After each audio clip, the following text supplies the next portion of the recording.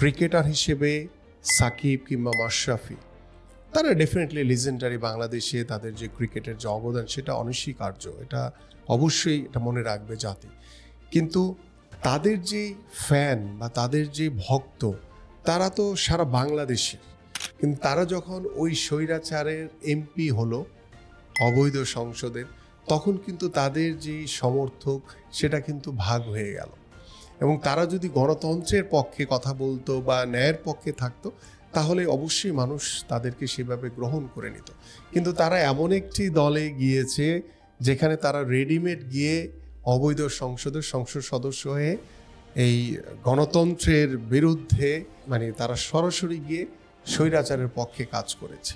তো এটিকে আসলে মানুষ, যেহেতু তারা খেলোয়াড় ছিল, খেলোয়াড় থাকা অবস্থায় তারা এসে অবৈধ সংসদের সংসদ সদস্য হয়েছে, এটাকে সাধারণ মানুষ খুব বেশি ভালোভাবে নিয়েছে বলে আমার কাছে মনে হয় না।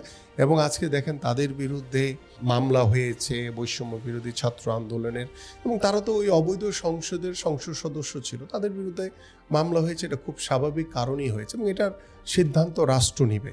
কিন্তু আমি একটি কথা বলি যে আমার উপরে খেলোয়াড় থাকা অবস্থায় বা আমি বাংলাদেশ ফুটবল টিমের ক্যাপ্টেন থাকা অবস্থায় যেভাবে এই আন্দোলন সংগ্রামে আমার উপরে যে নির্যাতন, যে নিপীড়ন হয়েছে, যে অত্যাচার হয়েছে, যেভাবে আমাকে শারীরিকভাবে আঘাতগ্রস্ত করা হয়েছে, আমি চাই না যে এরকম কোনো খেলোয়াড়ের সাথে এই ধরনের কোনো আচরণ হোক।